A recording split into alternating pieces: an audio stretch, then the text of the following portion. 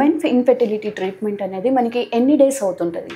Okay, that depends upon problem ఏముందని. Okay. See, sometimes problems could be very simple. ఇప్పుడు sexual dysfunction, erection dysfunction కానీ we just give medications. ఆ మెడికేషన్స్లో they have a lot of significant improvement and they get pregnant.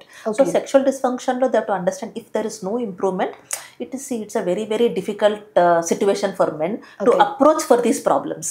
వేరే ప్రాబ్లమ్స్కి వాళ్ళు approach అవుతారు. So ఈ ప్రాబ్లమ్స్కి they unnecessarily they will delay. So ఏమవుతుంది, ఆ డిలేలో they complicate their life. So if they approach fast, treatment is very stigma. It is not fear. Yeah, fear also because they're very worried. Mana pedda diagnosis vachestunda, ma pedda problem vachestunda, and then there is a little ego involved between couples. Yeah. See, that is something that we should try to avoid. I keep telling every couple that fertility problem is your problem together. It is not మేము ఇది వాళ్ళ problem వీళ్ళ problem అని చెప్పనికి లేదు ఇక్కడ. It is something, we need to come together, diagnose and treat and just move ahead. So it's very easy, treatments are available, very good success rates are available today. The only problem is వాళ్ళ timing. వాళ్ళు late చేసుకుంటే success rates will fall. వాళ్ళు younger ఉన్నప్పుడు వాళ్ళ success rates are going to be better.